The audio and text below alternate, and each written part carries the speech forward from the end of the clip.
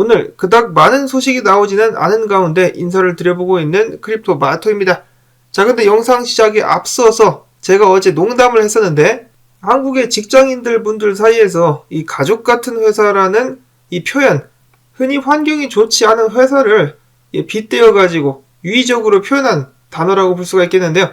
이 표현을 모르시는 분들이 몇 분 계시더라고요. 그래서 제가 쌍욕을 했다 라고 말씀해 주셨는데 쌍욕이 아니라 농담이었습니다. 쌍욕처럼 들리는 농담. 이런 부분을 즐겁게 들어주시는 분들도 계시고 아닌 분들도 계시는데요. 당연히 너무 자주 그렇게 하진 않겠지만 기회가 될 때마다 웃음 포인트로만 몇 번 넣어보도록 하겠습니다. 자, 오늘 첫 번째 소식은 짧게 도건 관련된 업데이트 보도록 하겠습니다. 몬테네그로 깜빵에 갇혀있는 도건. 몬테네그로 당국 같은 경우는 보통 통상 최대 72시간의 구속을 규정하고 있는데요. 도건 같은 경우는 신원이 확인된 걸로 알고 있는데 아무튼 확인되지 않은 외국인이라서 탈옥할 가능성이 높다고, 즉 도주할 가능성이 높다고 판단하여 30일 구금 기간 연장을 신청 및 승인이 된 상황인데 도건 같은 경우는 당연히 이를 불복한다, 받아들일 수 없다라면서 항소를 하고 있는 상황 속에서 도건 대표 같은 경우는 영어를 유창하게 굉장히 잘합니다. 인정할 건 인정해야죠. 머리가 좋은 편에 속하는데 지난 수년 동안에 그는 유창한 영어 실력을 뽐내면서 수년간 한국어로 소통하는 것을 거부하기도 했었으며 본인에게 호의적인 SNS나 일부 해외 언론에 한정적으로만 영어로 입장을 밝혀오기도 했었습니다. 작년 6월 루나 사태가 터진 후에도 테라폼 랩스의 공식 미디어 채널에 영어로만 문의를 해달라고 공지를 하면서 2020년 이후 한국 언론과의 인터뷰를 완벽하게 거절해왔으며 한국 질의에도 한국말로는 대답을 하지 않았었던 그가 지금 최근 깜빵에서는 한국어 통역을 요구하고 있다고 합니다. 한국어 통역이 안 돼가지고 방어권이 박탈당한 상태다라면서 변호사를 통해서 계속해서 불평을 하고 있는 도건. 당연히 영어 통역은 지원이 되는데 갑자기 영어를 할 수 없게 돼버린 것일까요? 아니죠. 시간 끌기 작전인 것 같은데 무엇을 노리고 시간 끌기 작전을 행하고 있는 것인지는 모르겠습니다. 전 세계에서 욕을 다발로 먹고 있는 도건 대표. 과연 그의 최후는 어떻게 될 것인가? 계속해서 지켜봐 주실 수 있기를 바라고. 자, 그 다음에 연준 금리에 관련된 추가 정보가 나왔습니다. 미국 연준이 금리를 1% 올릴 때마다 미국 금융기관들은 엄청나게 손해를 본다라고 하는데요. 1% 올릴 때마다 미 금융회사들의 채권 투자 및 운용에서 180조 원이 넘는 미실현 손실이 발생하는 것으로 밝혀졌다라고 합니다. 그동안의 금리를 가파르게 올렸었던 연준, 재작년 말과 작년 말 채권에 투자를 했었던 금융회사들의 손실액을 비교를 해보신다면 79억 달러에서 그 수치가 무려 6,204억 달러까지 1년 만에 80배 가까이 손해가 커졌다라고 합니다. 자, 그러니까 은행들이 못 버티고 후들후들거리고 있는 것이죠. 그렇기 때문에 계속해서 만약에 금리를 올린다 혹은 지금 상태를 유지한다 할지라도 은행들에게는 정말 힘든 시간이 될 수밖에는 없다라는 것입니다. 그렇기 때문에 많은 전문가들은 연준이 결국 금리를 내리게 될 것이다. 일단 파월 같은 경우도 살짝 꼬리를 마른 것이 최종 금리를 한때 5.3에서 5.5포인트까지 예측을 했었는데 이번에는 5.1%로 낮췄다라고 하죠. 시간이 가면 갈수록 힘이 더 빠지면서 금리를 낮추는 방향으로 선회하게 되지 않을까라고 예상을 해볼 수밖에 없겠습니다. 그게 아니라면은 미국 은행들부터 시작해가지고 금융 시스템이 전부 다 아작나게 될 수 있다는 것인데 지금 상황을 보시면은 이래 봐도 저래 봐도 미국의 추가적인 인플레이션 상승은 피할 수가 없을 것으로 예상이 되고 있습니다. 특히나 이번에 연준이 실리콘밸리뱅크를 구제하는 과정 속에서 다시 양적 완화를 시작했다는 소식이 퍼지면서 전 세계 투자자들은 환호를 하면서 위험자산의 급격한 상승을 예측하기도 했었습니다. 한국 같은 경우도 많은 투자자들이 비트코인의 이번 주 장세에 대해서 굉장히 낙관을 하고 있었다고 하는데요. 국내 투자자 중에 60%가 이번 주에 비트코인이 4천만 원을 돌파할 수 있다라고 밝혔습니다. 굉장히 긍정적이라는 것인데 가지아를 외치고 있다.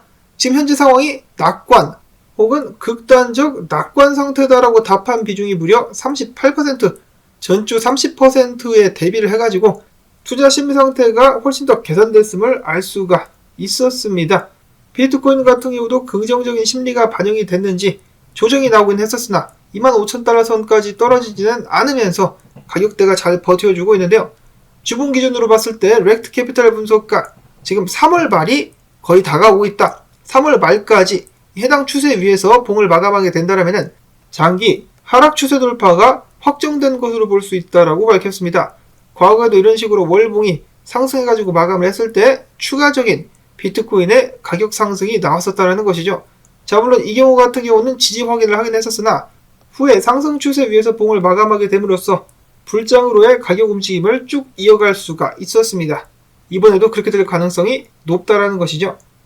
RSI를 봐도 비트코인이 추가적으로 상승할 여지가 다분해 보입니다. 위까지 상승할 여지가 여력이 많이 남아있는 상황. 이어서 여러 분석가들 역시 비트코인이 좀 더 크게 떨어질 줄 알았는데 떨어지지 않으니까, 그러면서 축적을 이어가고 있으니까 조만간에 상방향 돌파가 나올 수 있지 않겠느냐라고 긍정적인 예상을 하고 있었는데요.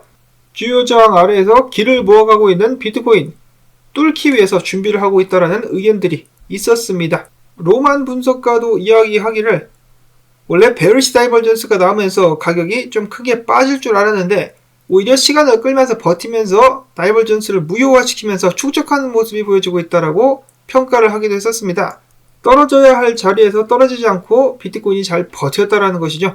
분석가 테디 역시 비트코인 차트를 뒤집어 보면서 약간 25,000달러 선까지도 조정받을 수도 있겠으나 결국은 34,000달러대까지 상승하게 될 것이다라고 긍정적으로 시장을 여전히 낙관하면서 바라보고 있었습니다.